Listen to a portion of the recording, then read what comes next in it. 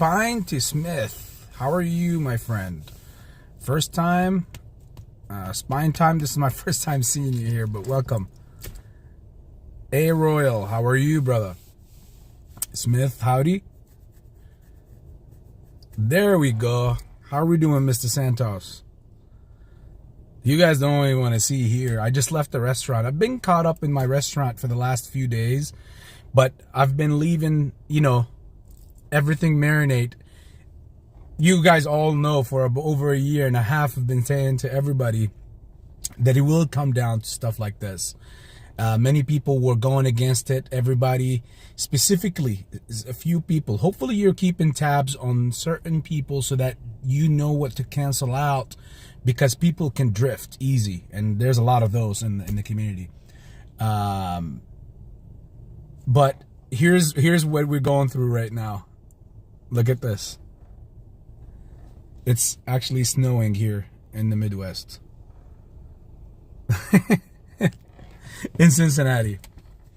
In the middle of March. Yep, that's Cincinnati for you. Mr. Tuna, how are you? And the clutch is always in the clutch. Antonio Williams, what's up? How are you, babe? Thanks for stopping by, babe, even when you're at work. See, this is the kind of love that I'm talking about right there. You see that? Upside world. Yep, it is. It is, Antonio. I had to surprise everybody. I didn't even make anything about this or anything. It was just a surprise pop-up. Mr. Roja. There we go, Jeffrey. How are you, brother? Hopefully you're having a great one. About to, chit-chat with you guys and talk to you about the rumors about the AMC vote. That's, tomorrow. They'll have a conference for about at 11. And then I'm going to continue finishing out my, as I said, I'm going to start clipping some of the old videos that I've made about a year and a half ago, speaking about exactly these moments right now that are happening, but like explaining what was the makeup or the body of what was happening to us for all this time. And at the time it was overlooked because people were just looking at other theories. People were looking at like these phases theories or phase whatever 6 and all that kind of stuff, because realistically you should. But again, time and time again, what's in the book does not necessarily apply in reality. That's the only issue that some of these people out here, or many people out there, are actually doing. They're applying what they read into realistic form. And unfortunately, while that should be the way, it's not.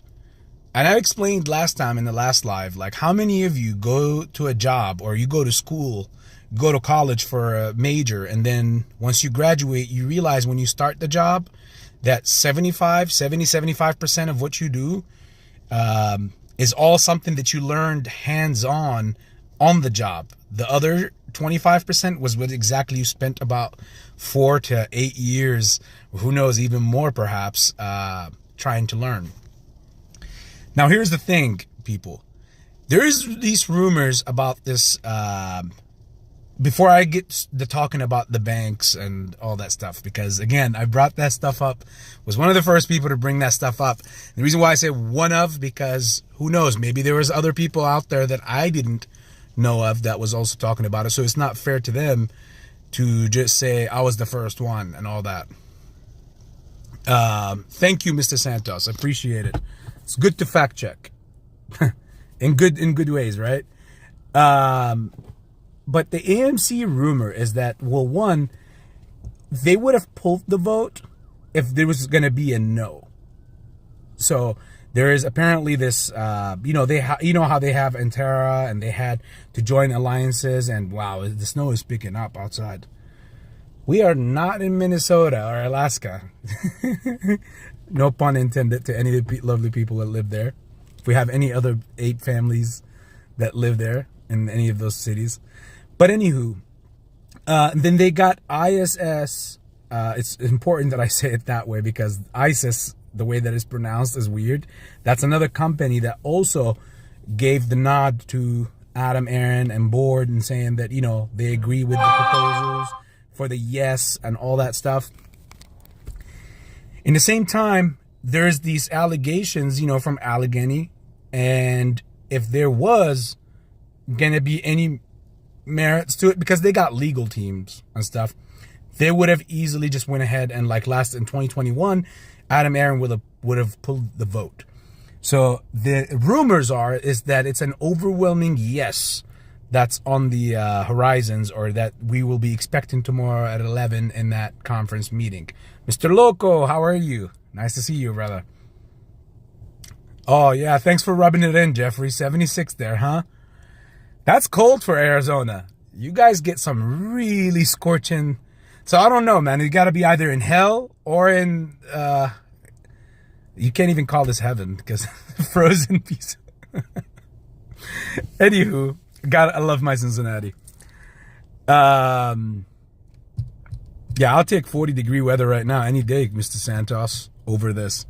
So basically, yeah, Floyd, I voted no as well. It's beyond that right now, because at the end of the day, it doesn't matter. Nothing applies tomorrow. Even if it comes out as an overwhelming yes tomorrow, as the rumors say that they are. Because again, you got to use some of like the rumors you can't listen to anyways. We're about to hear what's going to come out tomorrow. But the things that they're saying that, hey, you know what, if it was going to be a somewhat in between, a yes or a no, or not an overwhelming yes, then they would have pulled the vote, because that way they could also avoid the lawsuit from Allegheny. But it looks like they might have what they want. I've already said before even the vote got sizzled and talked about and everything, I've already told everyone that they need this. The system need this. The people that are paying for this, it's not just the hedge funds. And that's where majority of the community, our beloved family and community, had it wrong. Aliyah, how are you, my friend? Nice to see you in here, sis. It's ultimately a collective, I mean, again, no one can actually go ahead and pinpoint it, but all the arrows are pointing in that direction. From the get-go, like literally about a year and a half ago, I uploaded a live, or one of many lives, that Derek, how are you, sir? That spoke about the whole diagram of how this whole thing was proposed, or how we've been in this whole thing all the way from January 2021 all the way till this moment. Why have we been in this kind of like maze until now? Who's the forces that are against us? Not just the hedge funds or the shorts. Forget that whole talk of like, oh yeah, SCC, GG and all that. No, like actually seeing who's really behind the curtain. Not just allegations, but like who's really behind the curtain. I was exposing all that stuff, and now it's like the early stages of it is actually popping out. It's literally popping out. Pop Loco, what's up, brother? Billy, Gold Star. Well, I love Gold Star. I mean, I like Skyline. I like both of them, but the reason why I like Gold Star is because I know the family that actually owns it. The Gold Star family, yes. So I got a little bias to that, but I eat of both. I like both. So Miss Gloria, how are you, family? So continuing. So ultimately, it's not like everything is gonna change on top of that tomorrow. Like Eddie Pablo Escobar shorting us. Don't be surprised. Their money, his money, as obviously he's dead, but his money is most likely shorting us, is being used to short us. But that's all coming to a fun type of end. Anywho, you have I'm looking at the comments, and it's like I'm looking for really funny ones, and I'm seeing them. At the same time, I'm paying attention to the snow outside. You voted on 4 platforms. Wow, Aliyah. So tomorrow, even if the overwhelming yes comes out, obviously, or whatever, the no comes out, or even if they say they want to pull the vote tomorrow at the last moment, none of that stuff will get commenced until after the judge's order on April 27th. See, here's the beautiful part about this. From now until then, we're going to need very, very, very, like a black swan event. See, a lot of people are getting hyped already on Twitter and everywhere. And here's the thing I want to tell you. While, yes, this is the beginning of the stages of like the collapse, but we're not there yet. Here's why.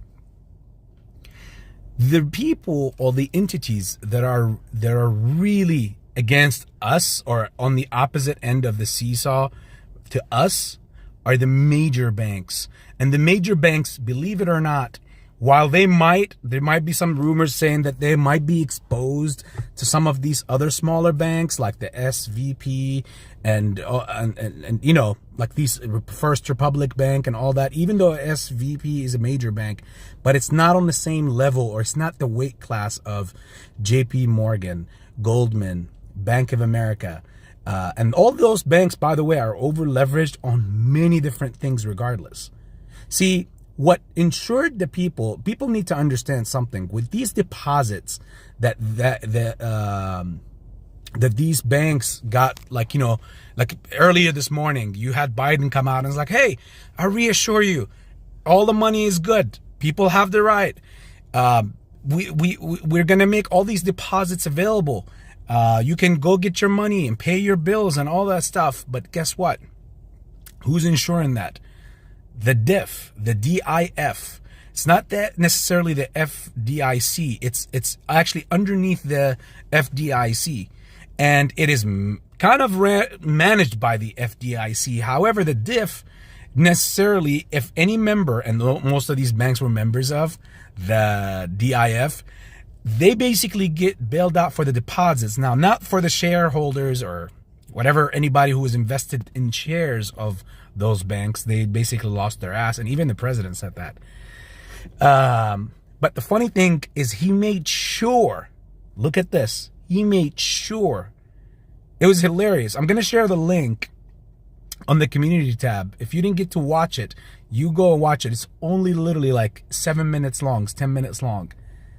And it's hilarious, the exit, how he exited, the whole thing, how he walked out, how he addressed things.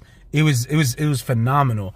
But the most thing that stuck out to me was he's precisely wanted to talk about the idea that taxpayers will not be paying for these reliefs or these bailouts by the DIF. Now, you might be wondering, like, what is this DIF thing?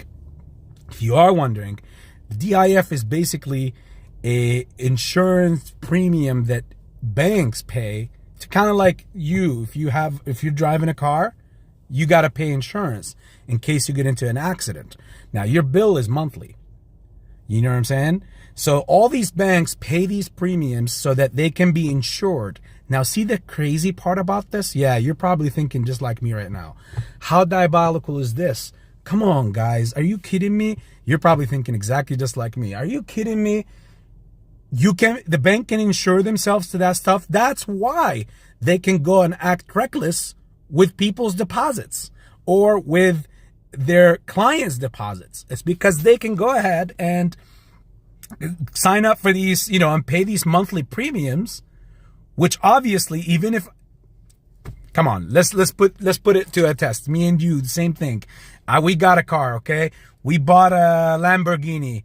Win Lambo, right? We bought a Lambo and we put an insurance on it. Let's say the insurance is high. What's the insurance on a Lambo? Anybody in here knows? Come on, give me some. Devil inside. Yes, we are paying, and exactly that's what I'm getting to right now. Don't kill my point, devil inside yet. Give me a moment to prove it. But come on, people, who got a Lambo in here? Tell us what you pay for insurance on it monthly. Like Gap Insurance, yes sir. Charles Schwab is going down. Yes, LA. I heard that over the weekend, the rumors on that. Vado Loco, you hate Lambos? Well, okay, another exotic car. Just tell me, what is the estimate for insurance? Somebody maybe can run it on Google or something. The estimate on a monthly Lambo insurance.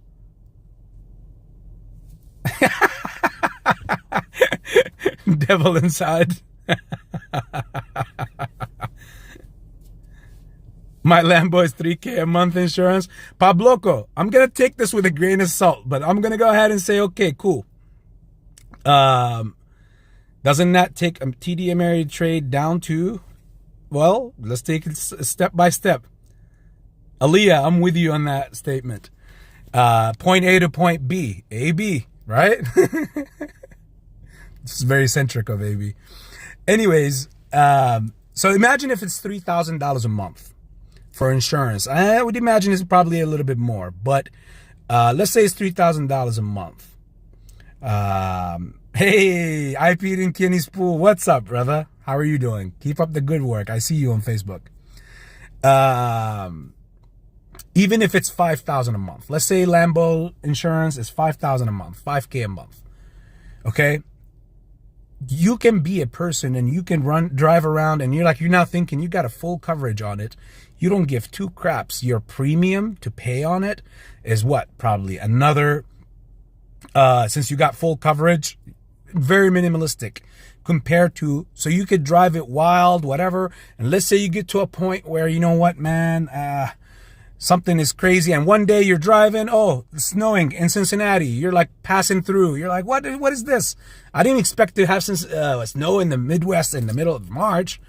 Anywho, you're in the Lambo and you crash. You shouldn't have been out there and all that. The Lambo cost over $1 million, but you're paying $5,000 a month on insurance. Insurance now covers you completely for that Lambo. So technically, let's talk again. Who's really, when you get down to the meat and potatoes of it, it is the taxpayers that will eventually pay for this, because since the banks are paying these premiums, eventually banks, to recuperate losses, they up fees on their clients most of the times to get what they need to get or recoup what they have lost. That's if they don't do much worse than that. Wow, 5,194 Lambo insurance a year. Wow, maybe a month, Edward. Lupe, how are you? Nice to see you in here, sir. So we got another thing. Ooh, Miss Gloria, that's really lovely. The wagon and with the horses. That's actually lovely, believe it or not. That's nice. Yeah, that's nice. I love me some horses. And a ranch, and be away from all the madness and all the craze, because there's a lot of crazy out there. So, again, from now until the 27th of April, Hanzo. I was like, I know Hanzo will be in here at some point. And Jordan. The only solution, go back to trading goods and services, nothing in the middle. Well, we'll see what's happening now and what's going to come down to it. See, the crazy thing is that there was literally a lot of people that were talking about bull market, bull market, bull market. And I'll talk to you about why crypto is pumping. But the whole thing about bull market, the reason why, I mean, this should be more proof to any of you to show you that there's no bull market on the horizon, at least not anything close yet. Why? Because if it's a bull market, everything would be up. Like if you go back to 2021, post the COVID era, you had anything and just about anything go up. Anything you were invested in was going to go up. Banks were looking good. Easy, money easing program. The Feds was pumping them easy, almost no interest rates, everything. But when you have higher rates, and possibly the Feds might not hike the rates, even though inflation is hot and CPI comes tomorrow, I think is going to be somewhere around 6.3, 6.4, which is going to be higher than expected if that's the case, which means the Feds will have to come out and incorporate another rate hike. But if they do so, you see what's happening with these banks. So they're caught in this middle, and they're going to come out and feed this spiel to everybody and tell them like, hey, guess what? We need to keep going, we need to keep going hard. We will have a soft landing. Yeah, soft landing my fucking ass. Soft landing. Like, you hike the rates, more banks are going to default. And it's climbing the ladder slowly and slowly to the bigger ones, which is where our dilemma is. It's with the big boys that have been funding this operation and actually taking big part of this. The BOAs, the JP Morgans, the Goldmans, all these entities, those are the entities that we are up against. And we're not up there yet. These defaults on these little banks, in fact, not only does it not affect the bigger guys, but on top of that, it actually helps them. Here's why. Because now it helps the Feds actually jump in and the government and take more control. So think of it like this. They already, let's say the hypothetically speaking here, okay? And you think as much or as the way you would like to think. Let's say that it's a big gang. The government is a gang and it's going against us, the 99%. If the Fed is one of their branches and they're trying to always, obviously everything is done for control and power. They want to get more power. How are they doing it through the monetary system? It's through the banks. Let's say they already got Goldman on their side and JP Morgan and BOA and all of and Credit Suisse, which they really want to unload at this point. Credit Suisse is screwed. And all those, they want more control. How do they do it? Well, you're seeing it right now in front of your eyes. It's unraveling. All these banks that are defaulting, look at HSBC in England. It bought the SVP, the Silicon Valley Bank, the United Kingdom's unit. So basically the unit of SVP in England was purchased for £1 English sterling pound. I mean, it's just to make it seem like they bought it. It was obviously they just took over it. And now they relieve everybody who was managing, and they take all the assets and they forload all the assets and then sell it out, and basically to try to come up with the means. But eventually they will have more control of it. That's the same thing that's happening here. You'll see on you see it with the First Republic Bank. You see it with all the other ones that defaulted. Obviously, the FDIC came and took over, whether it's an inside job. But again, if you are a bank, and here's again what you're looking at and why this stuff continues to happen, just like 2008, just like it, that funny stat is that the president actually talked about it this morning. He was like, we're making sure that whatever should not happen like 2008 again. But we don't know, and our team is right on top of it to see what really caused this. He didn't want to say that banks are very malicious, like since 1934, which is exactly, by the way, when the DIF has been around since. So the banks have been doing the same crap since day one. They can get insurance on their customers' deposits, which means when they get their customers' deposits, they can go ahead and do all sorts of very risky, high risk.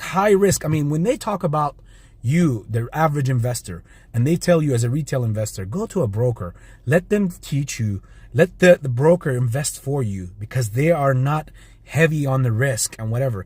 But those same experts on the other side are doing far worse and far worse risk. The only difference that they have other than you or on you is that they have the capital and they're doing it with other people's money, not their money. So these malicious individuals or entities, specifically the banks, when they go ahead and take all this money and constantly partake in very high on risk investments and ventures, even if they fail or they don't fail, there will always be some individuals that pocket some money and make some profits. That's always the case, people. Nobody goes through, like, look at every criminal, for example. And this is a crazy example, but I'm going to give you a very simple example. Look at every criminal. Nobody ever committed a crime for no return. That's just the way that it works. So these banks, when they're doing all this stuff and everything, one, it's not their money. Two, it's already insured. Three, if they lose the bank, whose bank is it anyways? They're just CEOs and board members and whatever. At the end of the day, who's going to chalk up the real loss? You guessed it. Taxpayers. Who pocketed? Okay, you lost on high risk deals here and there, but where did the money go? Money don't disappear. Somebody pocketed money. Let me see. I'm looking away here. Oh, Mr. McCowan. How are you, brother? Once again, thank you for your service as always. Captain Nolaiki.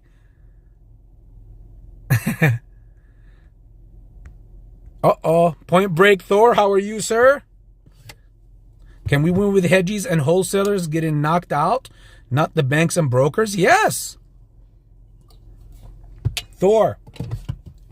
I don't think you've seen, you relatively came into my channel, I would say probably a few months ago. But what I will do is I will redo a live perhaps and air out, or you could go back and look, but it's going to be tough to see which video exactly from about a year ago, a year and a half ago. The live, oh, look, where are you? If they come after AB, you're all my witnesses, okay? I didn't say shit. Edward J, how are you? So eventually, from those videos or those lives that I did about a year and a half ago, I was connecting to the people, to the family, to the community, Thor, that who's like against us, how the broker stands to make money. I connected all the lines to all the individuals that are lining up against us. Banks are a big part of it, but it's all an ecosystem. It's all in order. So you got the federal, like you got us, then we deposit our money and it goes like this.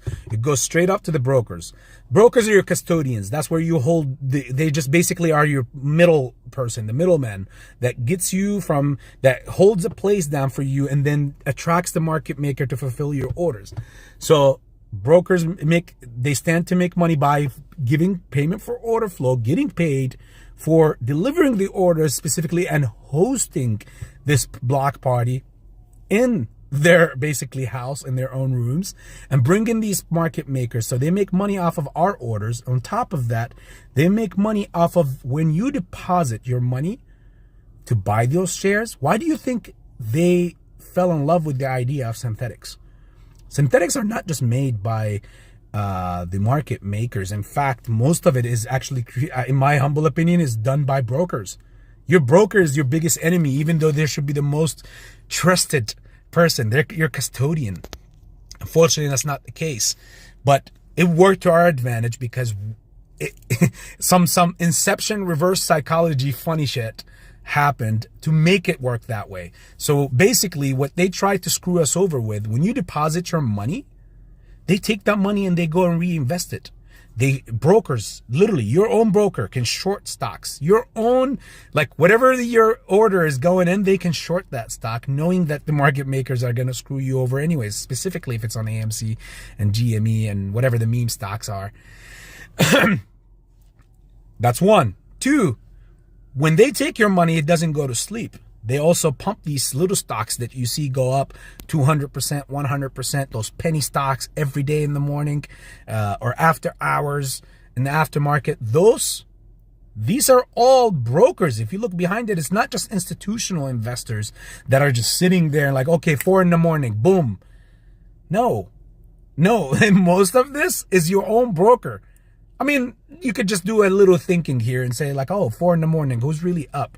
Yeah, some corporations, operation hours are at certain times, but they have a separate subdivision that invests at that early hour or something. However, the most people that really are behind this are your own brokers, because they ensure to be the ones to get in absolutely at the bottom. And then from the time that they load in or they go in, anytime anybody else that's coming in at that time, there's no way that the broker will come out with a loss.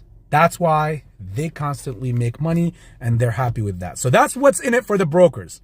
Now let's jump over to the market makers. The market makers are getting all these retail people in the first at least 3 years who they're constantly like, why do you think they're paying payment for order flow to get our orders? What do you think? They're paying for that so they could get the orders and hide them? No, they're paying so they can, for the rights to execute that order. And the reason why they want to do that is because let's face it, and let's just say the honest truth, is that they're 100% believing and betting on the fact that we are not as educated. Retail traders are easy pickings and targets to basically play, specifically between the bid and the ask, and that they are psychologically driven, so that if they see a heavy drop in the price, they would be the first people to sell for a loss. And the market maker loves those obviously kind of fish. So that's what their idea about us was. Why do you think buy and hold came into perspective or came into play? So it can defeat that right there, like that narrative right there, from the market makers now and the overall system. Now, why did the whole system go on complete lockdown on meme stocks specifically back in January of 2021? Because they've realized that we have unlocked the hack. They literally realized that we unlocked the hack to their schemes. All we have to do is buy and hold. And if we all buy in forces, I understand a lot of content creators are saying that retail is very minimalistic and small. Hey, what's up, Steven? How are you, brother? Long time no talk, no see.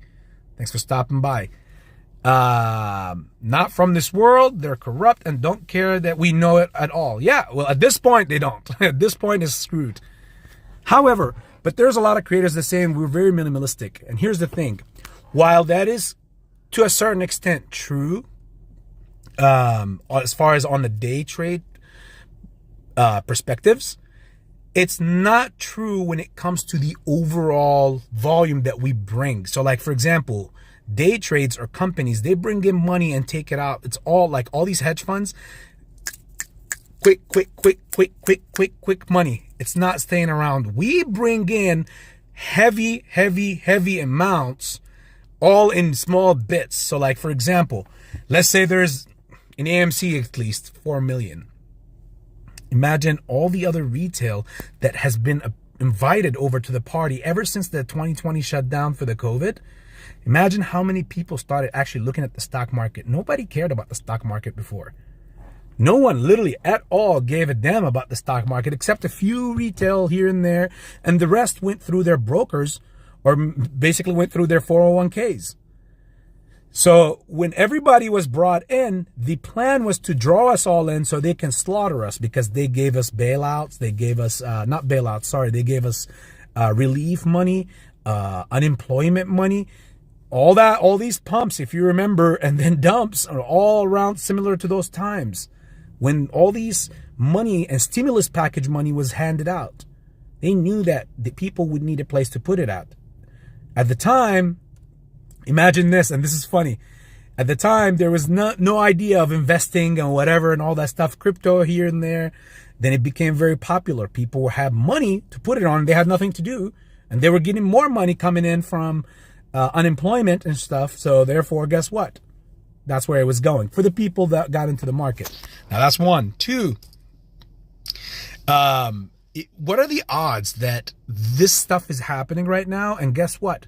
All these parlay and gambling sites and betting sites are actually completely throughout almost the whole states now allowed and everything. Guess what? They know people are getting money. They know people are about to get money. Everybody wants to get a little piece of the action. In fact, if I was a smart individual or investor, those are the companies I would invest in very soon.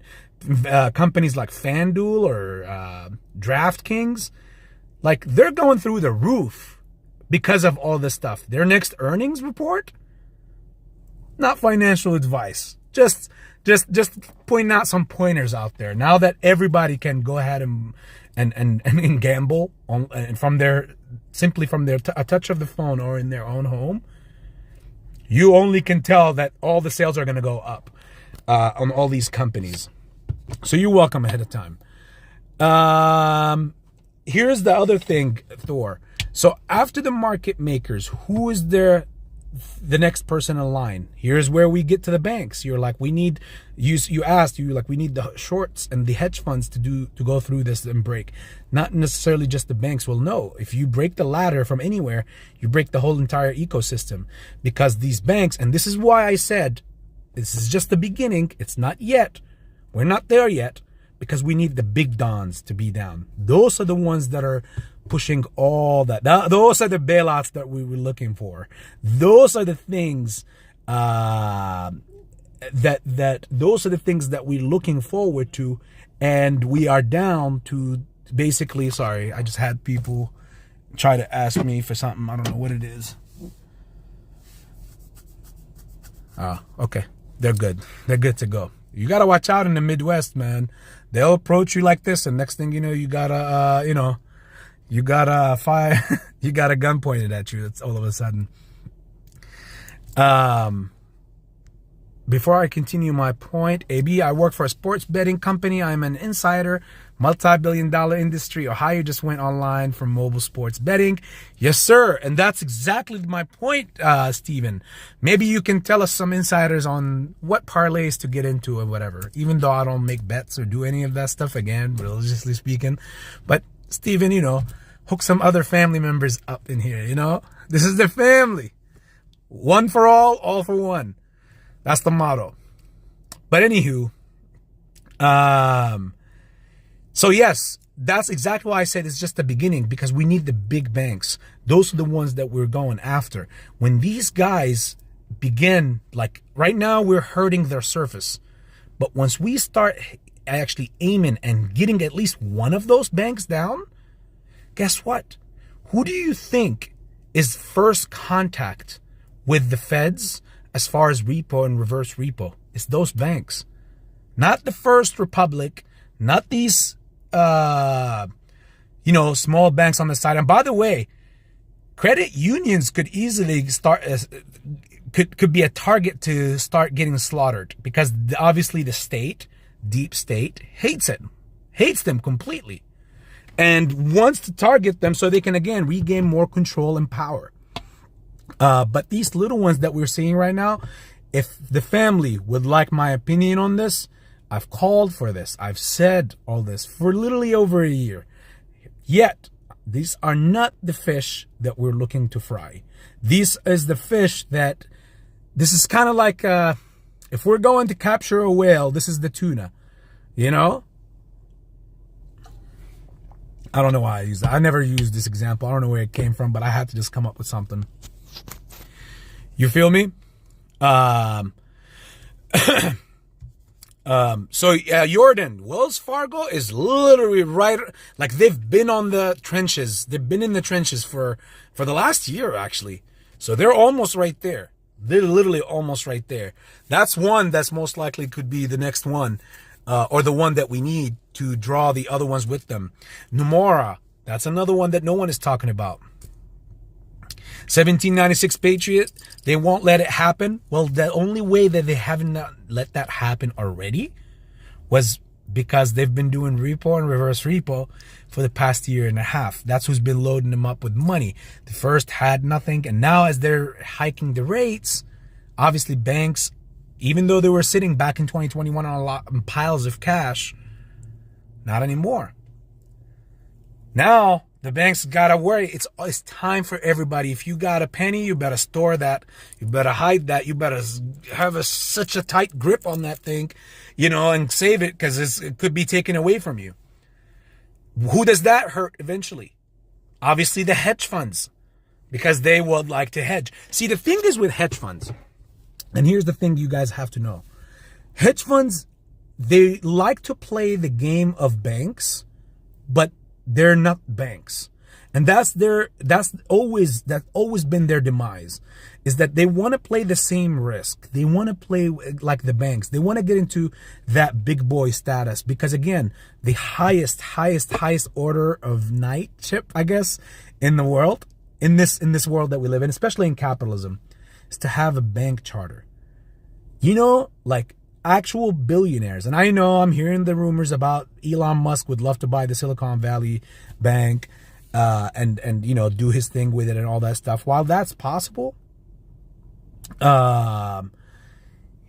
got to remember that all that money that comes from like even billionaires would not sometimes get even approved. It's a select club to have a bank charter, and to be accepted to have a bank, you have to be on the inside. You have to be from the Fight Club, I guess. We'll just call it the Fight Club. How many people remember that movie? That was a really cool movie. Yeah, I'm old, right? You guys remember taking your CD albums to parties? Yeah, right?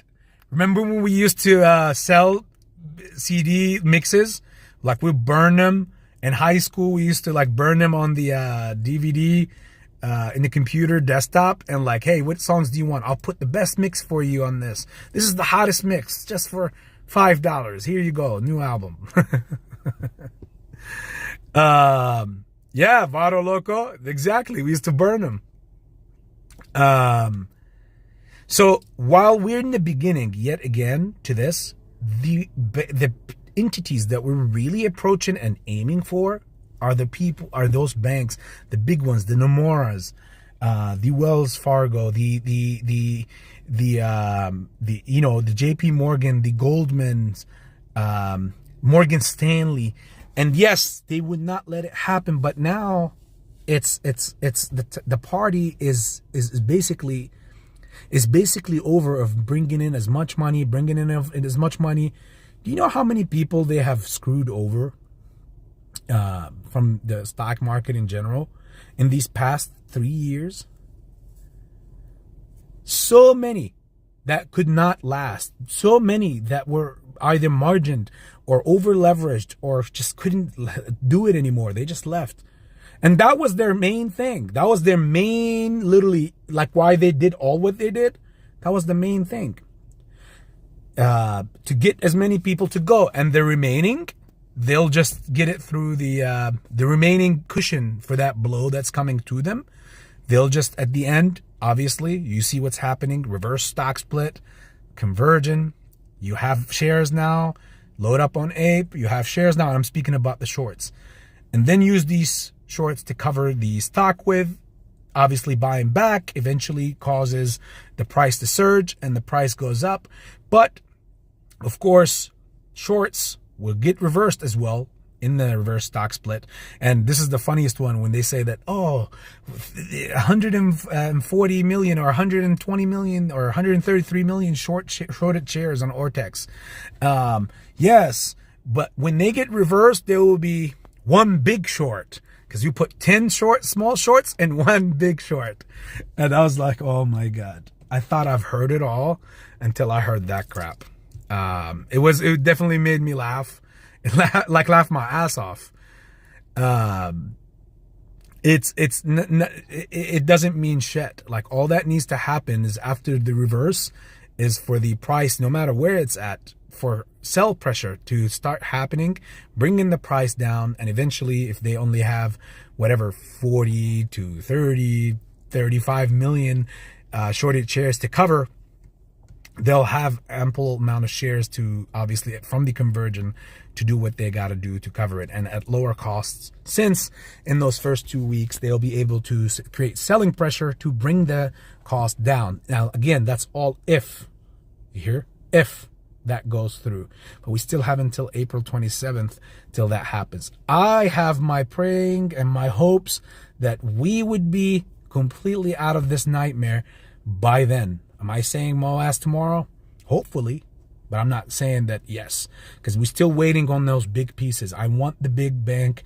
I don't know if we're there yet, but I want those big banks. I think this is the warning sign for the big banks, but we're not there yet as far as bringing the big banks down. And once those come down, all these other hedge funds, or the whole ecosystem comes down.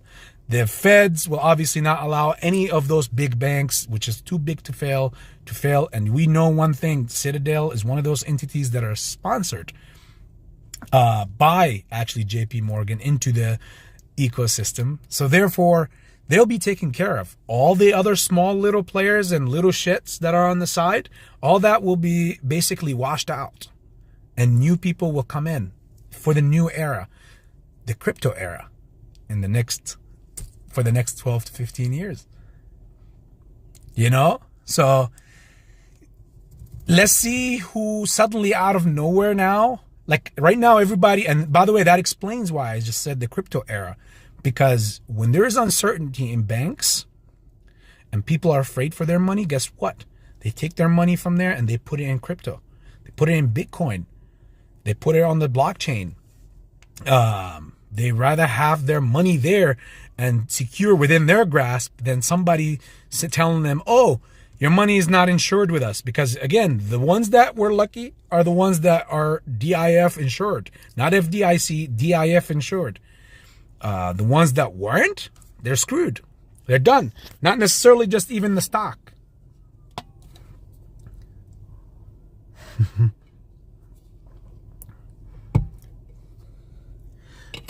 Do I mean the big banks that have over 600 billion unrealized losses? Yeah, they already failed. They just refuse to show it.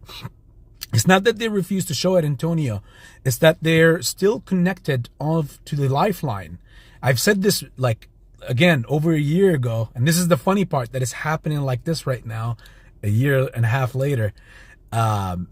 It's just a lifeline. You see it. It's the pudding is in the it's right there in front of everybody. It's been always in front of everybody.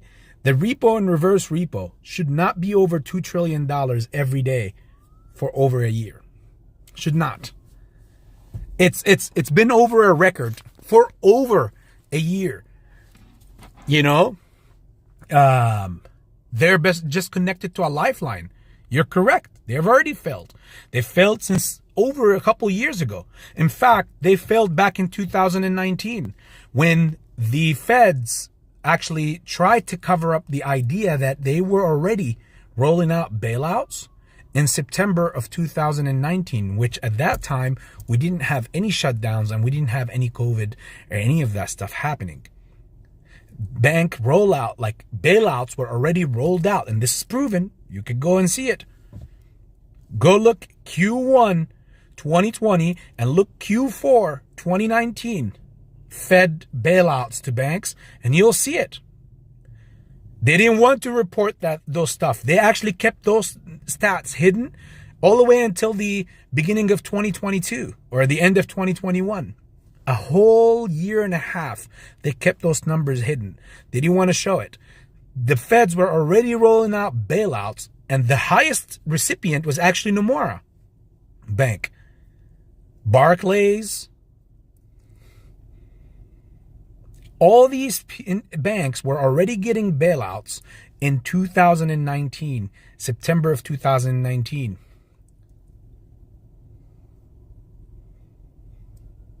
So what were they getting bailed out for? It verifies exactly what you said. Who was it again? I think it was Williams. Antonio. Yeah, Antonio.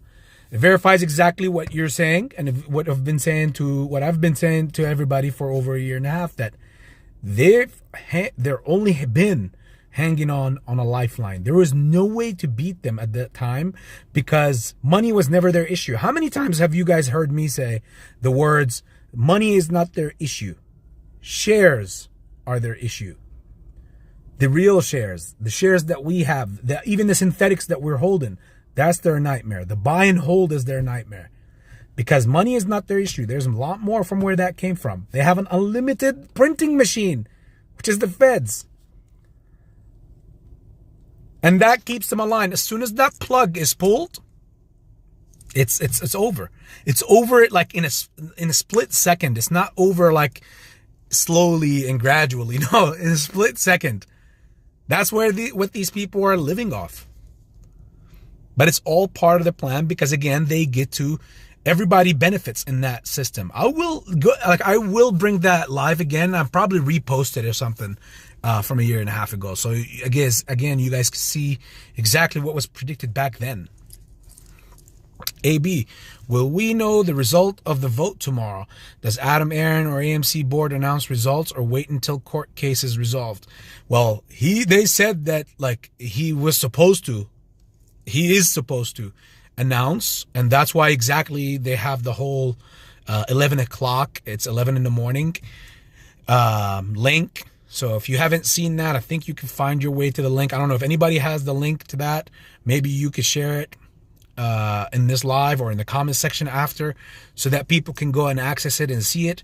Actually, don't share it here. Sorry, don't do it. No. Take that back. Anybody that's here, do not go to any links that will be shared on here because I just thought of it. Like anything bad could happen actually. And somebody else, some bot could actually post some BS and then everybody will fall for it. And by the way, I figure everybody already knows, but if anything tells you, hey, this is AB Investments and we should look into this and pay for this or come deposit this or here, it's not AB. AB will never ever do stuff like this. And just so you guys would know, AB is also not a financial advisor. But yeah, tomorrow there's a meeting at 11. And I doubt that he would go ahead and say, hey, you know what? We're going to postpone the decision announcement until after the court. Because at that point, it would look politically, it would look bad on him. Like, what do you have to hide here? So if it's a no from the judge, you're going to say, oh, it was a no. And if it's a yes, then you're going to say yes. Now that's childish games. I doubt it. I could see them saying they could pull the vote because there is this thing and whatever and all that kind of stuff. I could see that happening. But I could see that they could easily say tomorrow either it's going to no or a yes. While the rumors are saying that it's an overwhelming yes. Tomorrow they will announce that. And then they will be waiting until the 27th. To get, all the proceedings after what the court says or what the judge says.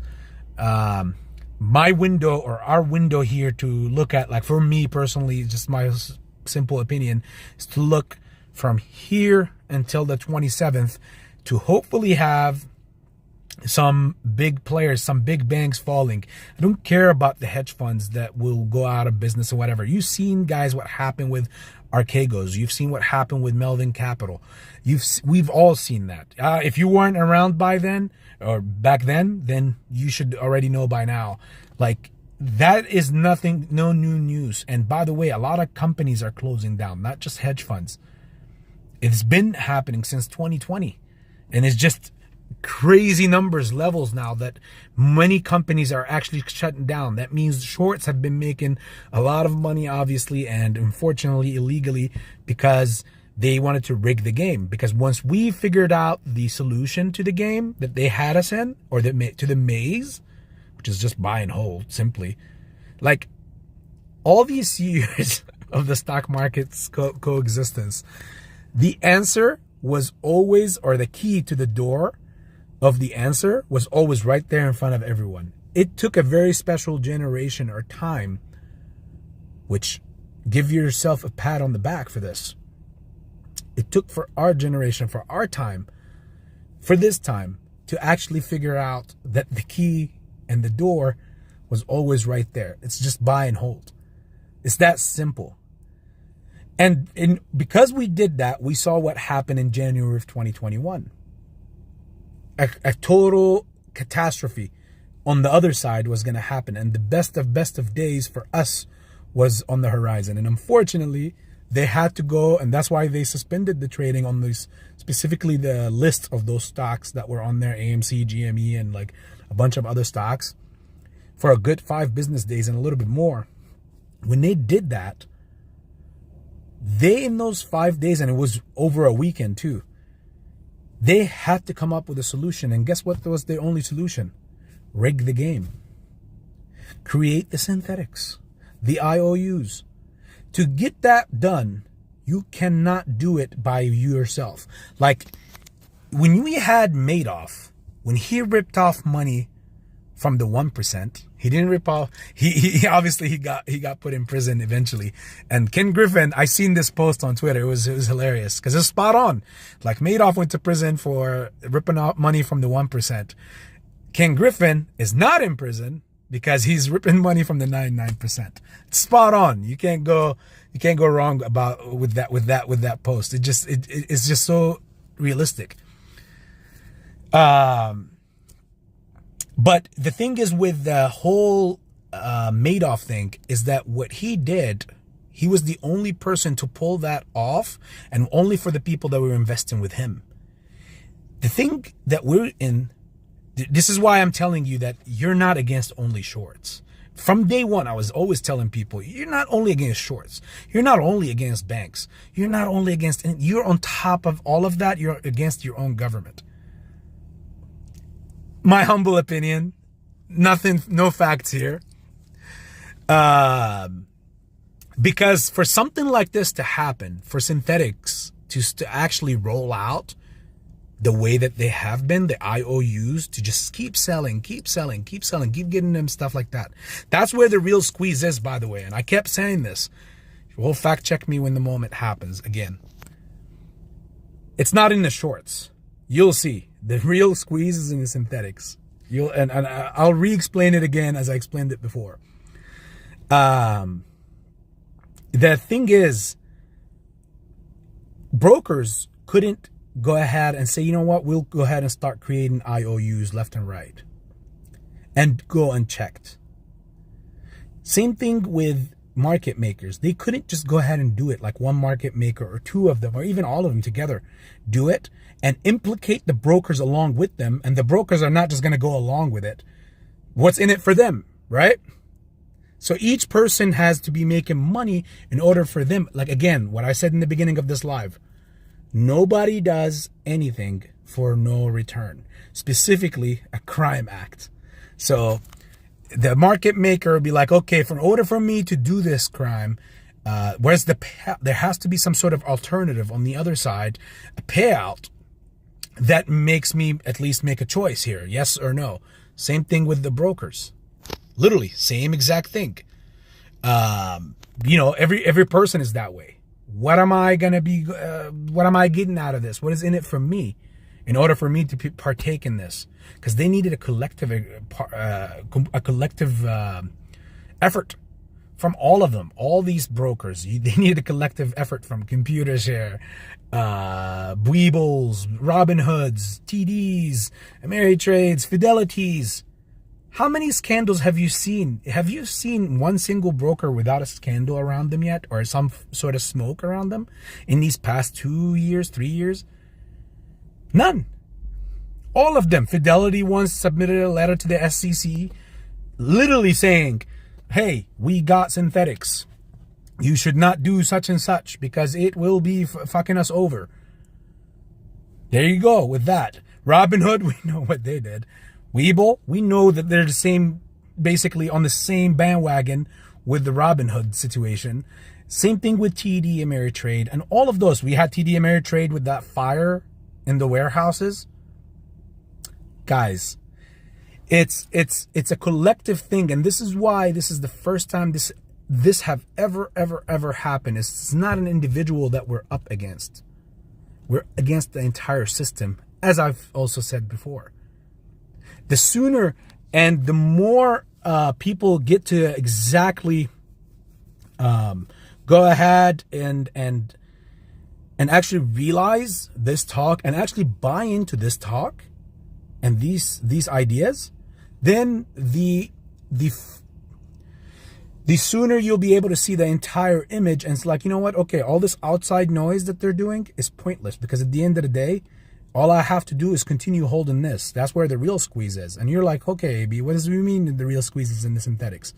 Because the shorts, even if they do their reverse split and they take it back. The main thing about that is that takes care of the shorts. When those are covered, where are the synthetics going to go?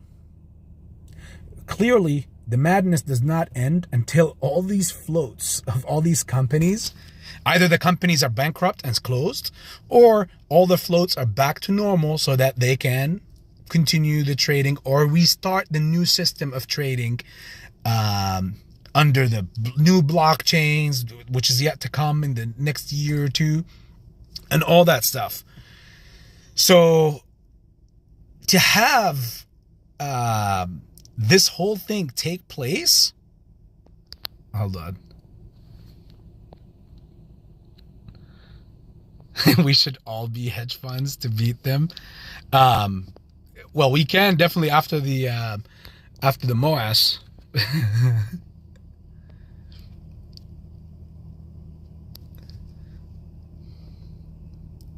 Oh no, Frank, I peed in Kenny's pool. You're one of the most famous people on the Facebook AMC group. That's crazy that they would suppress you. Yeah, that's weird. Again, I don't be on these pages because again, there's so much infiltration that is happening, and I see it all the time. Like the stupidest stuff also make big sense on these groups, on those threads. Like the stupidest things, like, hey, this company did a reverse split 50-1, and the chart shows that it went up 5,000%. We squoze, that stock squoze today 5,000%, and it's like, really? Really? 2-3 years you've been in this movement, or at least in the stock market, and you still haven't learned jack shit? You still think that that's a that squoze?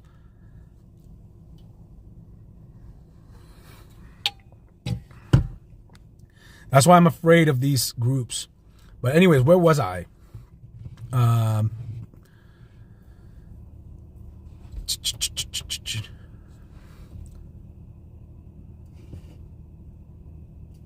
When I was commenting on his post. Oh, okay, I see. Yeah, they better not block you.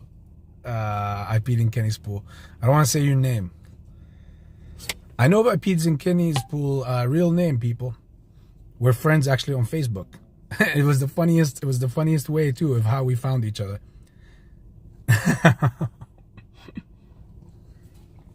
He's a good gentleman. He's a good dude. Gotta try your food sometime soon. After MOAS. Mr. McCown, you just put somebody on blast and put him out there. Oh yeah, cancel culture is real these days anyways. Frank, don't buy too much into that. Just live your life. Live your best life. No one can control you except yourself. If you give people the strings to control you, people will do it with happiness. Trust me. It's that world that we live in. But if you give no one any type of control over you, and again, it starts with you, nothing can be done to you. Literally, unless you allow it. Yeah, that's messed up, Mr. McCowan.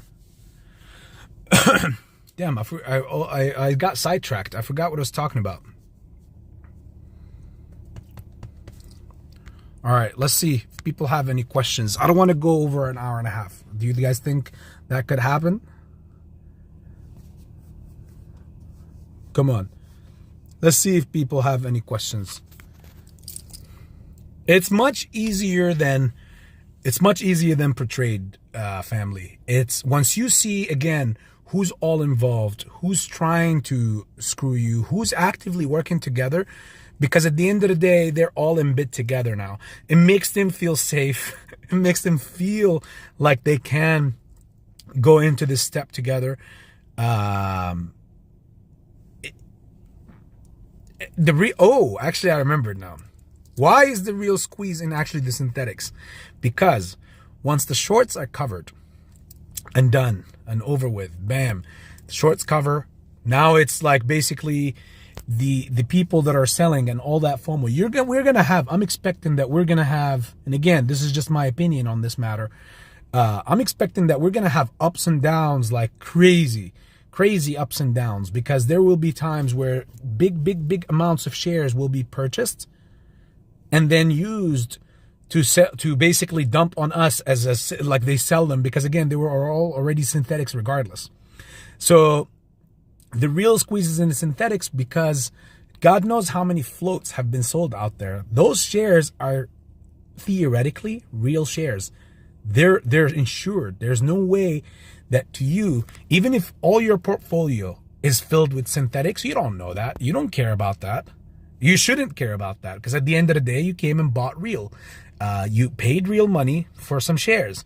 Now, they gave you fake ones. Even if they were to come back to you and say, hey, it seems that you got synthetic shares, they would be the dumbest idiots like to do that on the planet, because that would cost them more money than having to just keep their mouth shut and execute your order. Because now, not only will you have shares that you will be selling, but on top of that, they will be getting sued completely out the ass for a lot more money than, and in fact, they will also be sued, and they will be paid for the people that even lost or even left the movement a while back. So even people who lost out of AMC, let's say back in 2021 or 2022, and they got out margined or over leveraged or whatever, even those people could come back and say, oh, well, since that was being practiced, then I want to join this lawsuit. I lost money only because the creation of synthetics, which prolonged this thing, which meant I could have actually won back then. And they have a pretty good case, and they will win it. So therefore, that won't be the case, that how it all goes down. It just, a lot of shares are going to constantly keep getting flipped. And mark my words, fact check me then as well. When this whole thing starts and goes down, you're going to see the turnaround of be careful. Please be careful, specifically from the content creators who operate on book reading the stock market, okay? And I'm not saying that they don't know shit. No, I will never say about anything like that about anybody. No one can be completely wrong all their life or all the time, or completely right all the time. We all make mistakes. We all are wrong, and we all can be right as well at the same time. But be careful in those specific moments about the certain content creators that will come to you with this Ortex bullshit. And you know what they're going to tell you? I doubt that some are that sophisticated into the market, I guess, but I will put it this way. Anybody that will start warning you about the volume of the float being flipped 4 or 5 times over, be careful of that, because that would signal to others or to people that, oh my God, the entire float has been traded over 4 or 5 times. Yeah, that means it's going to start dumping. Just be careful. Be careful of those people that will spread that, because again, it's going to be entirely possible. Even Adam Aaron himself said it back in early 2021. He said it was a theater showing. He said it in 2022, like the end of 2022, but he was talking about 2021.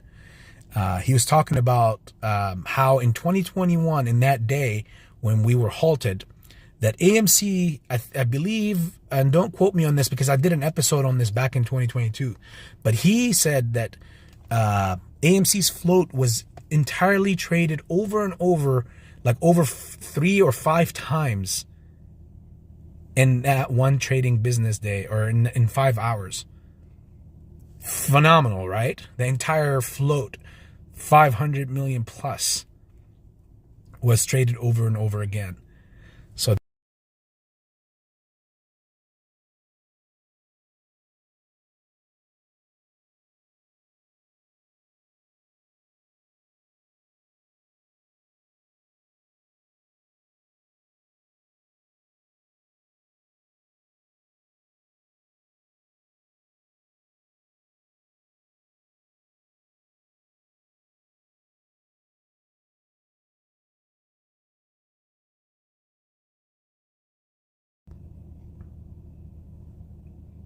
can you hear me, guys?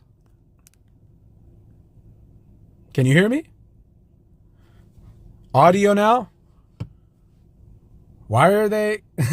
Oh, it looks like I'm getting shorted. You can hear me now? All right. Uh-oh. It looks like I'm getting shorted. Why do you think... now I lost my train of thought again. We got in here. Annette, how are you? Oh yeah, somebody wants a good business thing. Go ahead, invest into an Ortex. AI algorithms, like AI intelligent software. Because at the end of the day, all they do, they're just a middleman who gets their shit from FINRA and whatever that gets reported to them. So I don't think Ortex is lying. It's just what they're getting is not real, the real deal.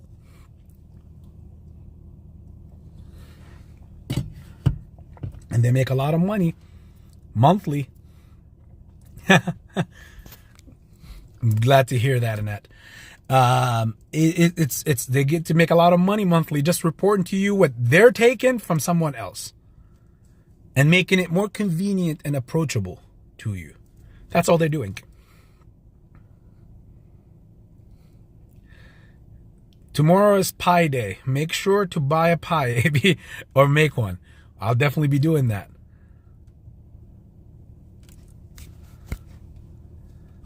Oh yeah, see, there you go, Steven. Real data costs a lot more than Ortex. A lot more than what is it? Like I remember it was like $30 a month or something like that for Ortex. I remember the good old days back in the days. Oh man.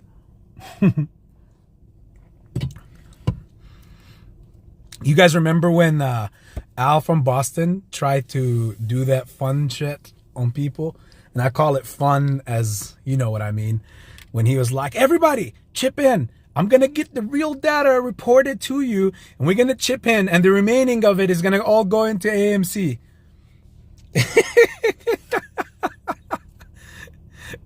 Ooh, I love banana pies.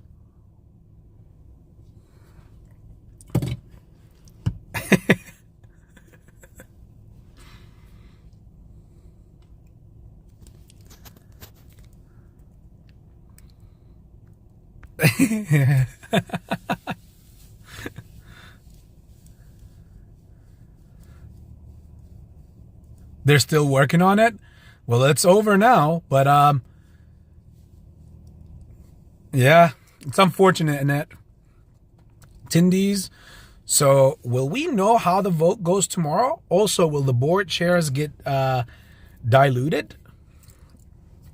Huckleberries are better. Hey, I don't discriminate between pies. So I'll take all the pies. Attendees, we should be getting the answer. Tomorrow, tune in at 11 o'clock in the morning if you want to watch they posted a link. Adam Aron posted it on the AMC investors page to follow live with the, or actually you can go on whatever broker you're with. If you click on the AMC ticker, you'll see on the news tab, I'm pretty sure one of the articles will have something about talking about how AMC is. I figured I'm fogging up all the windows. I need to have this on, and it's cold with the snow outside, and I have it off. I don't understand what I'm thinking. Like, hey, why is my breathing getting heavy? There's no air in here. Wow, still snowing.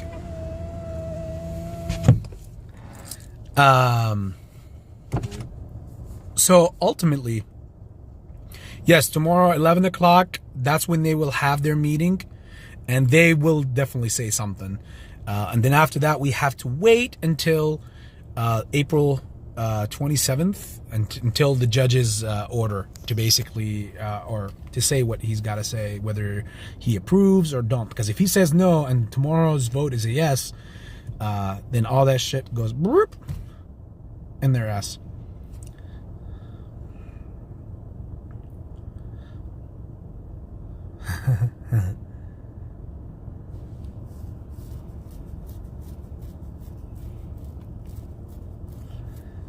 If it's a no, Adam Aron will faint. See, here's the thing. Have anybody thought about the idea? And okay, I've always told my family, at least my community here, I've always told all of you, please, please, please, please understand that most of the times, the person that is presenting you with information or with a decision, 10 times out of 10, they're not the person making that decision. 10 times out of 10. And that's why I always tell people, Shirley, how's it going, sis? Nice to see you in here. The family's almost complete. We still got Adrian, but I know he's at work. So, but yeah, we gonna talk about that. So funny about the popcorn in Walmart, actually. But as I've always told my community here, the family, all of you guys, Adam Aaron, do you think? Let me ask all of you a question. Why do everybody that says no, including me, hate the proposal? One of the biggest things is not the conversion. It's mainly the reverse stock split. Correct or no? Please, specifically for all the no people. Hey, don't start this instigating now, you know, and yes, because you guys all know that we're all one family. If one side all leaves the other side is screwed. But again, say it again. All the yes crowd. What is the number one thing that bothers you about the vote? Is it the fact that it's the reverse, the 10-to-1 reverse? Yes, it's always my fault, Jeffrey. Please put in. What is it a yes or a no? Isn't it the reverse stock split?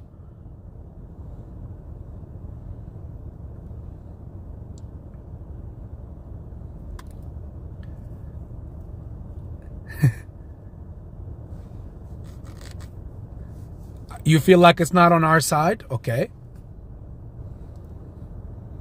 See? Shova. LA, same thing. It's the reverse so far. Even though the conversion poses the biggest threat, but so far it's the reverse. But go ahead, guys. Please, all of you, tell me. Honest family talk. Honest community talk here. What is it that makes the whole proposal not appeal to you? What is your biggest issue with it? And watch how I'm going to connect that to my point. I feel like Adam Aaron is going to do to AMC what happened to Ape. Well, the thing is, guys, he's not the one doing to all that. Who drops the price is not him. It's obviously the outside forces. Now, he's the one who makes him and the board makes the proposals. But anyways, he could have done a 5-to-1 reverse split and made both happy. The 10-to-1 seems a little high. Yeah, I see, Steven. See, there you go. Another one. See, Annette is also saying the reverse split. It's hard on my shoulders, Shirley. Not from this world. I'm cool either way, but every time they need shares, they dilute to bail them out. Well, okay, that's the position that we're in. Good. Faro Loco, I see you voted yes on all three regardless, but this is specifically for the people that have a problem with the vote. What is it about the vote mainly that bothers you the most? Most people are saying exactly the reverse stock split itself. So here's the thing. While really, in my humble opinion, it's the conversion that poses the biggest threat, because that brings in all like the Trojan horse of shares that gets converted into common shares so that they can actually have real shares then at that point to do what they got to do with. It's the reverse split that actually bothers everybody. Now, think on this. Do you think the board members have shares? Do you think Adam Aaron has shares? Wasim Beno, I'm with you on that. Yeah, that's one of my reasons of also why the no. That's another thing, but we're just paying attention to small bits here. The second question now is: do you think the Adam Aaron has shares? Do you guys think that the board has shares?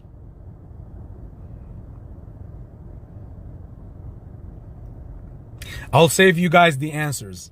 The answer is, there you go. We're starting with the yes. Yes, the answer is a resounding yes. They also have shares. So they would also, even if they already have, even if they have, let's say like, okay, I have 10 million shares and they get down to 1 million, it's still a lot of shares, right? But that's not the way they think about it. They would still rather have 10 million shares that won, right? But here's the thing. The reason why it's a little bit easier of a pill to swallow for the board is because the board is not in the same boat as us. See, what really bothers all of you because of the reverse stock split is the fact that you were not able to actually enjoy profit collecting like board members did. Like Adam Aron himself, when he diversed his assets, he's 64 years old, 65, 66, 67, and he had to diverse his his assets and shit. Do you remember?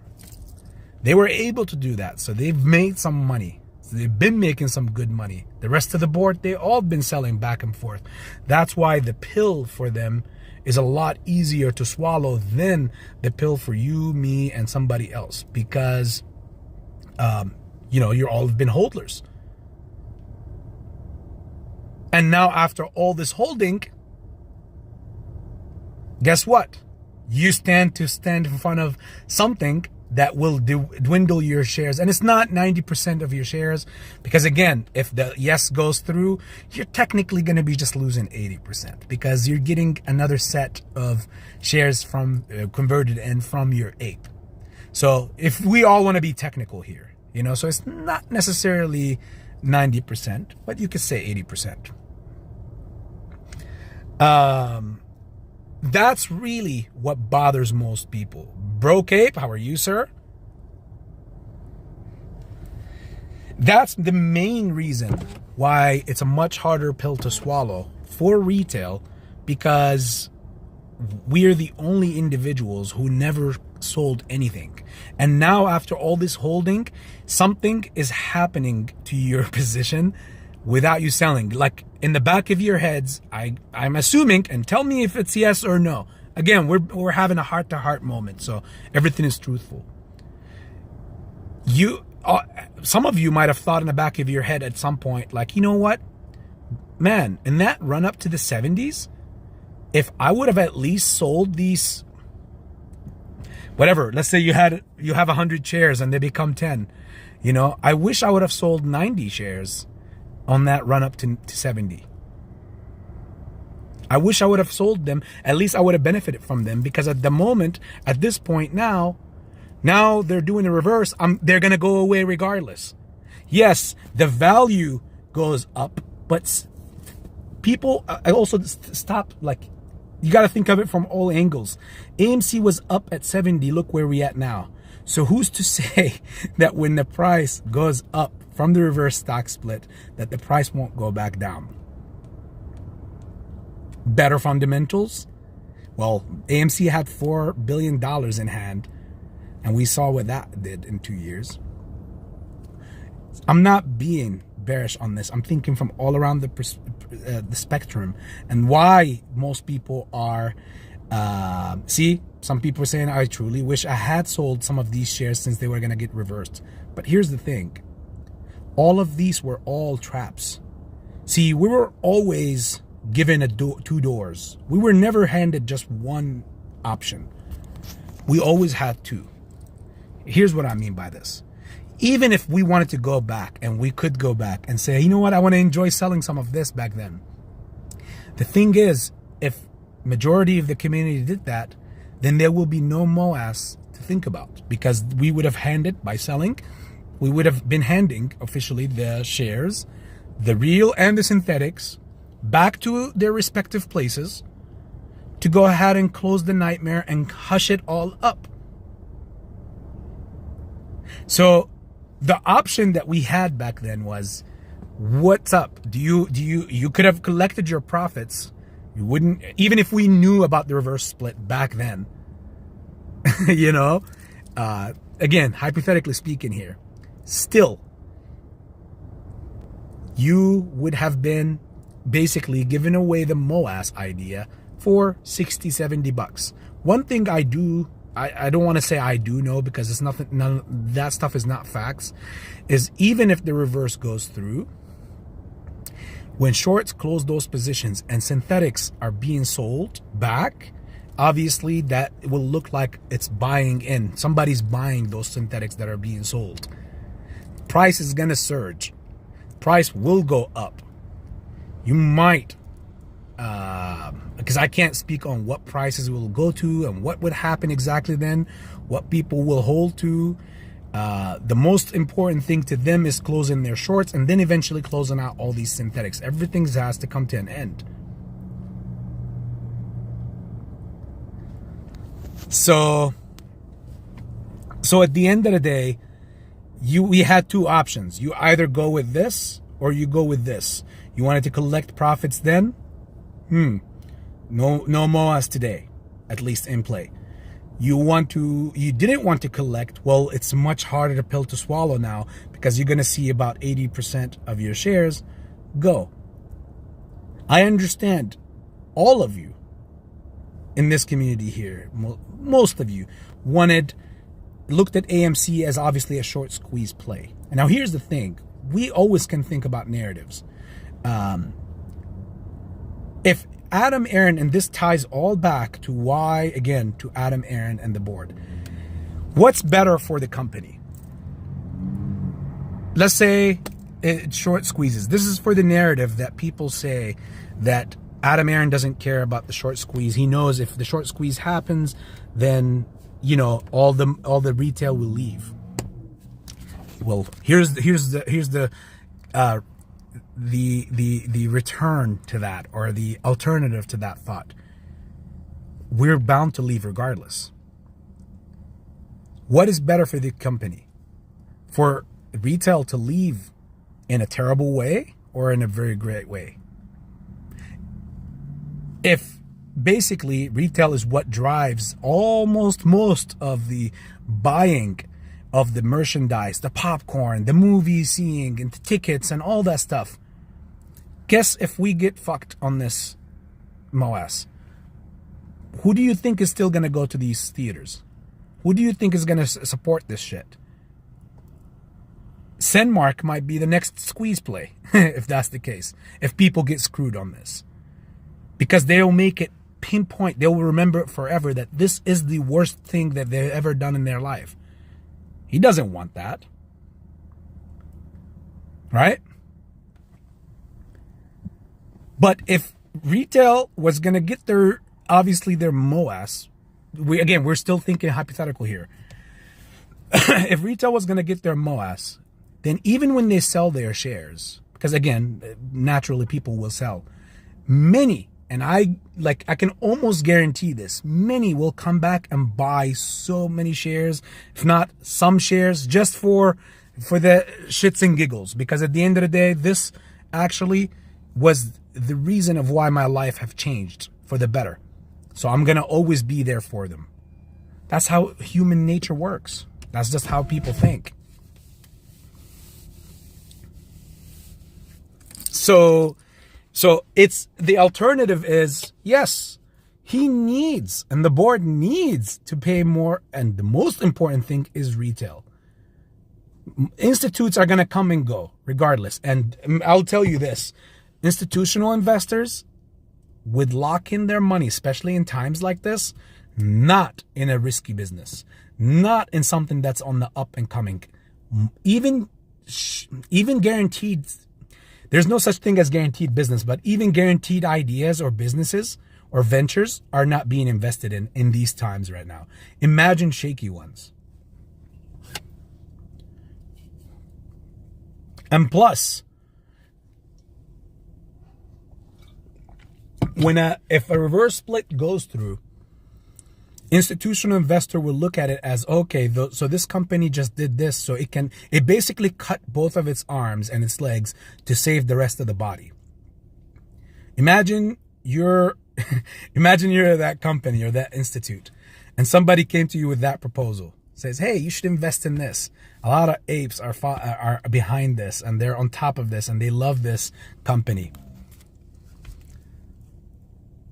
But they just cut both of their arms and legs to save the rest of the company, to stay alive. Do you think like as a company CEO or, an institution or or the fund manager for a 401k company or whatever, the one that makes the decisions, if somebody comes to you with that proposal, are you gonna say, is it gonna be a resounding yes? Like, okay, yeah, put millions of dollars in that? No. Just because the price goes up in the reverse does not mean that it makes it very lucrative and attractive to institutional investors. I don't know where that started, who started that, but that's gibberish. What else do we need to talk about? Let's see. Where's the questions? If there's any questions. Birthday suit for a whole month after MOAS? Hell yeah.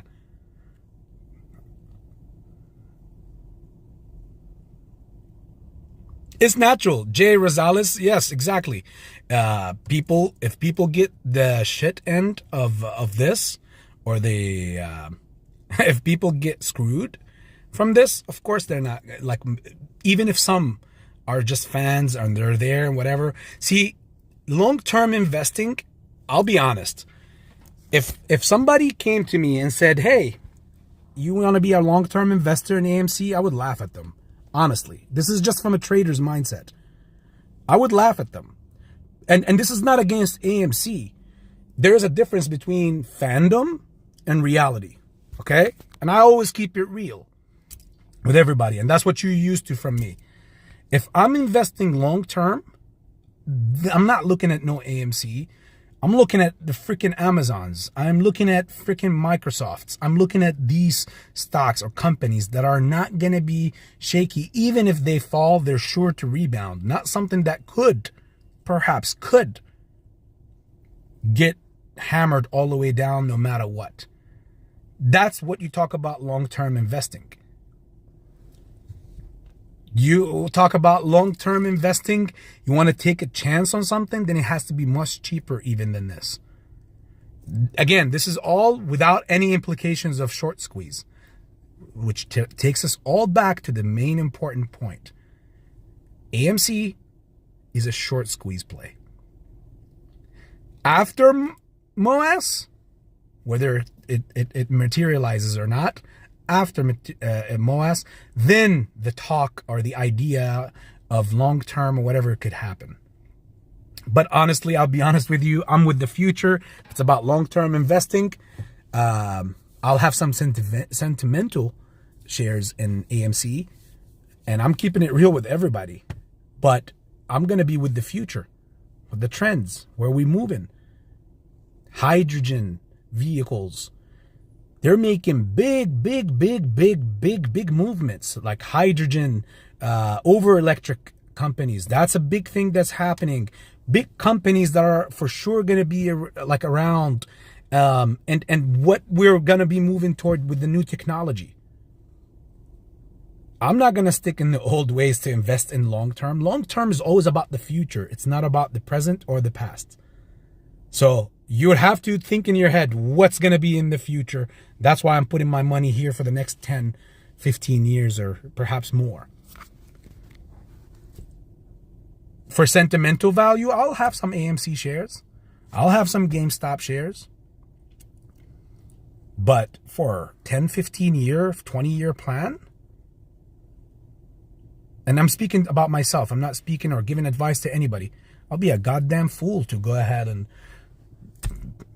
put in my 20 year or 15 year.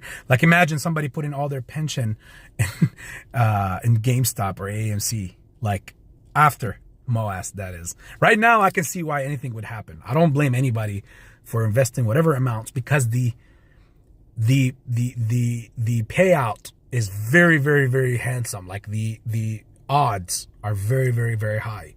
But after all that materializes and the storm settles and everything, and no more MOAS and all that stuff, for somebody to come in and say, you know what, I'm about to put all my money, all my savings and everything into AMC or GameStop or whatever for the next 25 years or for the next 20 years. I'm like, wow, you must either have some inside info about something big, or you just don't like your money.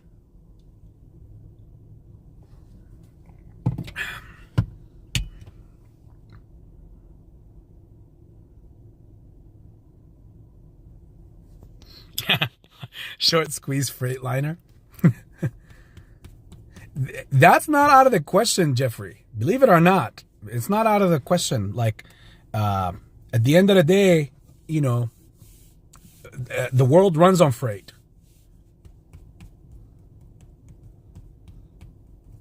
Just the only difference here is, what do we, what's going to be the next revolutionary way? You know, ships cost. Okay, they're making electric ones now. Whatever, hydrogen-based ones and all that stuff, and it's in the works.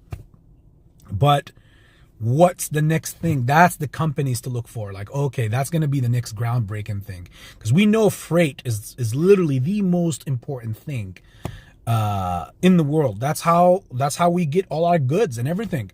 What, you guys think freaking watermelons grow in Cincinnati, or bananas grow here in Cincinnati? But we have unlimited amounts at all times. Why? Freights. You know how that famous saying, America runs on trucks? It's true. Andrew Francisci. Sorry, I didn't mean to butcher the name. But honestly, I could not care less about the company long term. I'll keep one share and have it framed. I mean, again, yeah, you're in the same boat with me. I don't know how much I will hold after, but I'll definitely keep looking out, and I'll definitely continue to only go to AMC theaters. Again, when you end on a good note like this, there is no way you're gonna ever forget that. It's the stock that it's the one thing that resulted in your life to change for the better. Of course, you're always going to care. You're always going to care about it. You're always going to take, and you have a lot of money at that point. You have nothing to do but to constantly keep going to buy popcorn and going to the theaters. So you're going to support them regardless, whether it's going only to their business, which is helping them even more than just buying their stock. You know, buying the stock is all cool and all and everything for the company, but the most important thing for the company is obviously their financials. Is it a business? Is it making money? And when people got money and AMC resulted in people getting filthy fucking rich, guess what? They're not going to forget that. They're always going to look out for AMC, which is the most important part. I'm always going to buy my stuff from there. I'm always going to watch my movies there. Any reason just to go to an AMC, I will always have in the back of my head. But of course, we can't get screwed with this, right? Because naturally, even if I want to or not, you're just going to have PTSD from those three letters. If you could, God forbid, get screwed on AMC, you're going to be like, don't bring those, don't say A anymore. Don't say B. Oh, I'm just talking about AB. I'm not talking about AMC. Oh, okay, you could talk about that guy. All right. AM? No.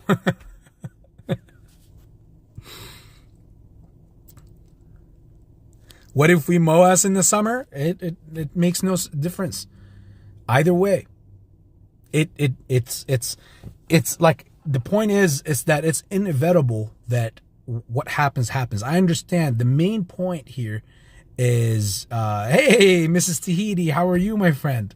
Nice to see you in here. Hopefully all is well with you and your family down in Florida.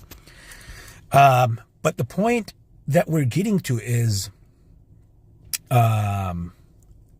that most people had an issue. The biggest issue they have with this vote is about the reverse split. And I understand. And I hope I broke it down as simple as it could be, or as far as feelings wise. Most people find it hard to swallow that pill of the 10-1 reverse split. It's because, you know, you've held for years. And then now, even when the numbers were very lucrative to sell at when the run up happened to the 70s, you still held through it. And now, without selling, you stand to lose about, 80% of your shares. So that's the toughest part to most people about accepting that vote. Now, in my opinion, again, it's not the reverse. It's obviously the conversion. That's the biggest case. But I understand why a lot of people don't have a problem with it, because they went really heavy and long on ape. So they want that conversion because of the arbitrage. The problem is sometimes the things that we want are the worst things for us. We all don't have to see eye to eye with it. We all don't have to agree to it, but it's right there in front of everybody's eyes. If you think you were taking care of advantage of the arbitrage, you have done this much compared to what the others took advantage of arbitrage. They did arbitrage multiplied by God knows how much. And I showed the facts to everybody with many shorts, loading up to get that. To get those shorts, to get to like all those short hedge funds or short institutes or even any institute, they were all loading up, obviously going long on ape, just so that they can obviously have the opportunity of the arbitrage just like everybody else. So I can totally understand why everybody doesn't have a problem with the conversion, but the main issue is the reverse, because they don't want to, we explained why. While they didn't sell, somebody else was selling, these boards, everybody was selling all along. But in the same time, the conversion, once again, in my humble opinion, is what poses the biggest threat. At the end of the day,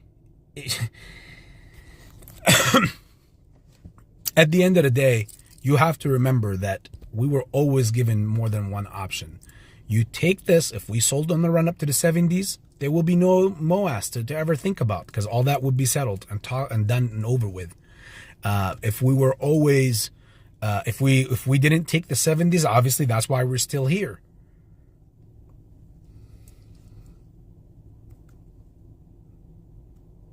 Let's see. All right, family. So I lied. We did go over one and a half hours. So, Shirley has PTSD from AMC. It will all go away, hopefully pretty soon. Money doesn't solve everything, but in this case, I think it will solve your PTSD.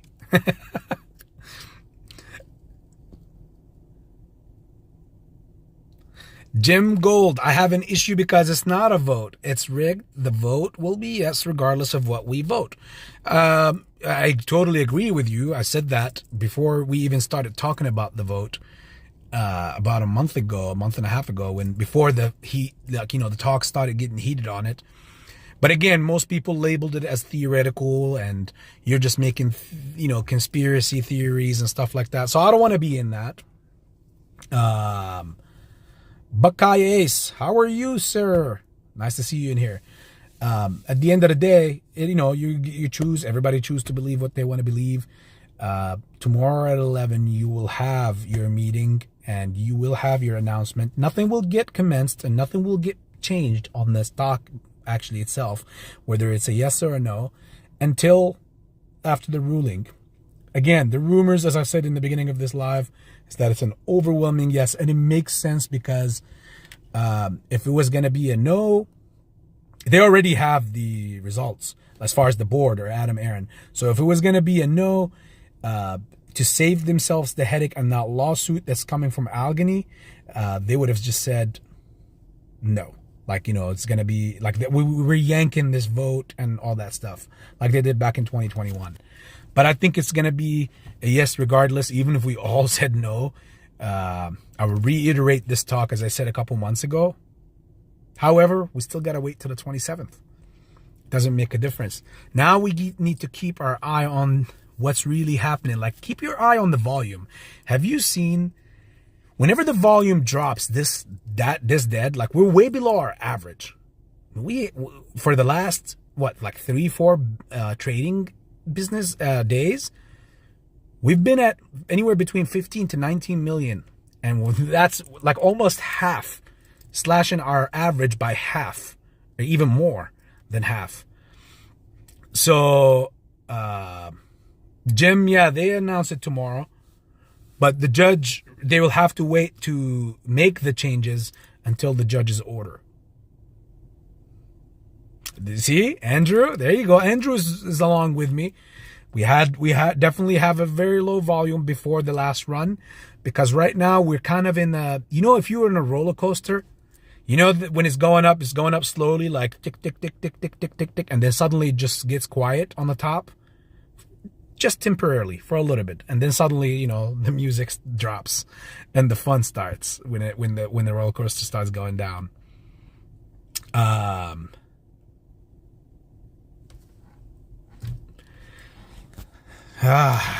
I can't wait until it's all over with. I'll be honest. That's just all I gotta say. There you go. Thanks for the numbers, Mr. Andrew. Let's see. Who has any questions?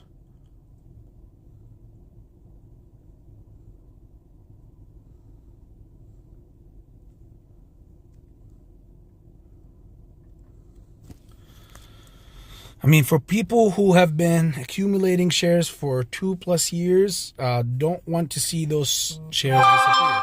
And yes, I know the price is 10x, blah, blah, blah. I feel you, Andrew.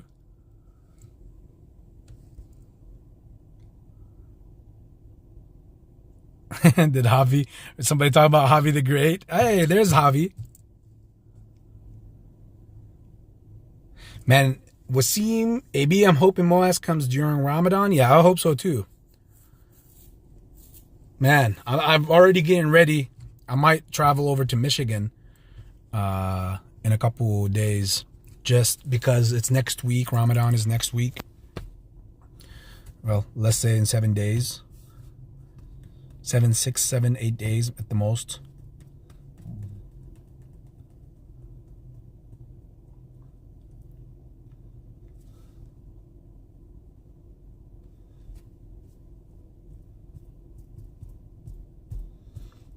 Mrs. Tahiti, I saw something pop up and Terra sold 232 million shares. Is this true at AB? I haven't, not that I'm aware of. Check the date on that article, Mrs. Tahiti. Because a lot of times articles will put up something that, was kind of like a clickbait. Until you read it, then it's like, okay, it's a nothing burger.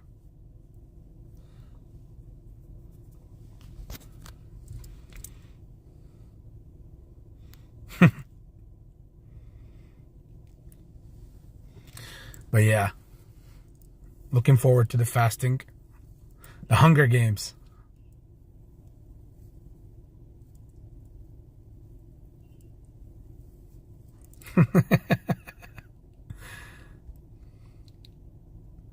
Turtle Creek, what's in Michigan? Oh, okay, yeah. So Michigan, specifically Dearborn, Detroit, on Warren Avenue. It's home to the biggest Arab community in the U.S. Well, second biggest. I think the biggest one is in Minnesota, as they said before. I don't know if those statistics have changed. Ironically, Minnesota, right? But so I go there or to Chicago most of the times to get all the Arab goods that we would need, like stuff that you just don't find in Cincinnati. And stock up on that stuff from there and come back. It's only about a 4.5 hour drive. I do it every year. Sometimes with friends, we just go there, have a good time, and then come back. There's a lot of cool places to hang out in. But yeah, that's what's in Detroit, brother, or in Michigan. It's definitely not any of their football or their basketball programs. I'll tell you that. Taking a dig at all the Michigan people.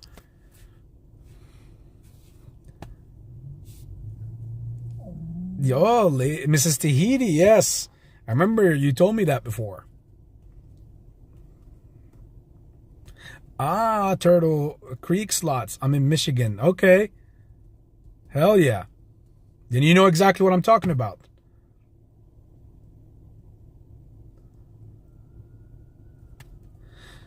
Jeffrey, you got a comment? A master's in common sense? I don't know. You need to go ahead and get it from the Common Sense Investor. Much love to him. I'm not taking, obviously, Eddie Diggs here at everybody. I like to show love to everybody in our community. At the end of the day, whether we see it or not, we all are theoretically in the same slot. No matter how you look at it or divide it. Buckeye Ace. Yeah, I know what you think about Michigan. Especially you. You played against them. But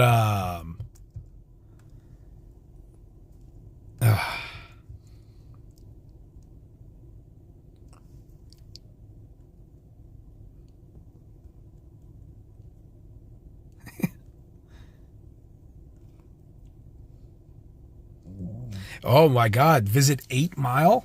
I don't know. Maybe I need to get something to eat, man. My stomach is growling and shit. I want to open this water because I just drank a whole cup of coffee. I can't. And I don't want to put the phone down.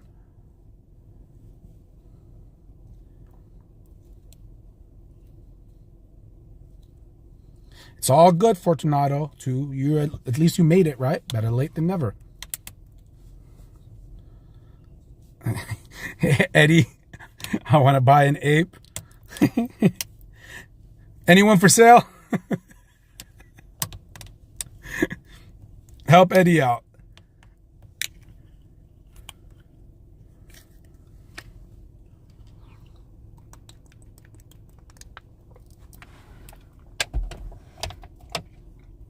I'm gonna leave you guys with this. While if there is no questions to think about,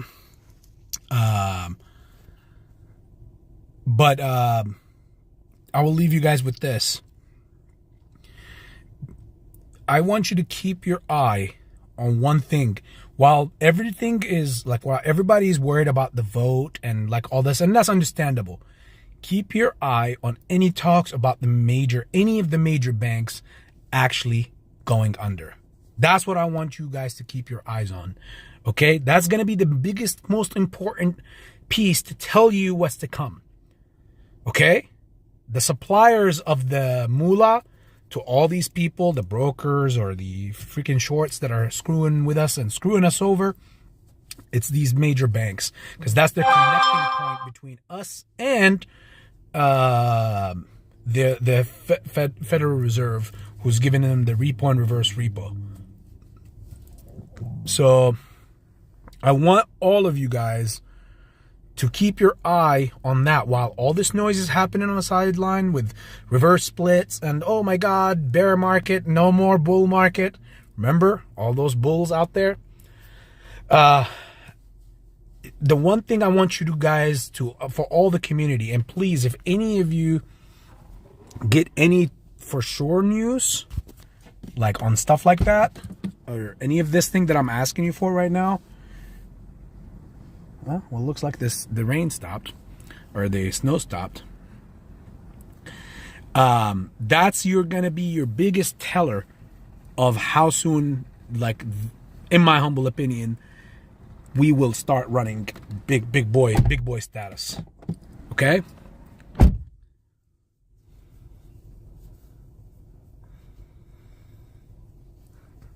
All right, family. I'll leave you with that. I'm gonna come in with you tomorrow. Hopefully I'll be out of the restaurant, or I could take a few moments to get out of the restaurant and like kind of look at things and we'll see what's happening. And I'll keep you guys all posted on everything. And I would love from the family itself to also keep everybody in the community posted as well. You'll find anything, share the wealth with everyone in the family, because again, we're just one community and one family. I will most likely catch you guys not from this world. It's okay. I'm a Packer no matter what.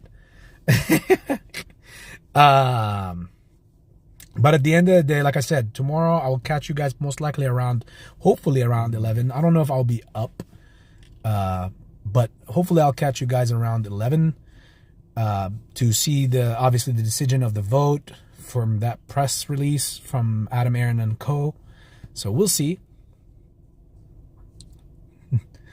And with that being said, thank you so much for all the people, for all of you guys to share these special minutes and moments with me from your very, very, very precious time. And I thank all the moderators for being in here and always moderating and everything. It's a very peaceful and loving community and family. I love and care about each single one of you guys. Thank you so much for hearing me out. And I'm going to catch you guys all tomorrow, okay? Much love. AB Investments.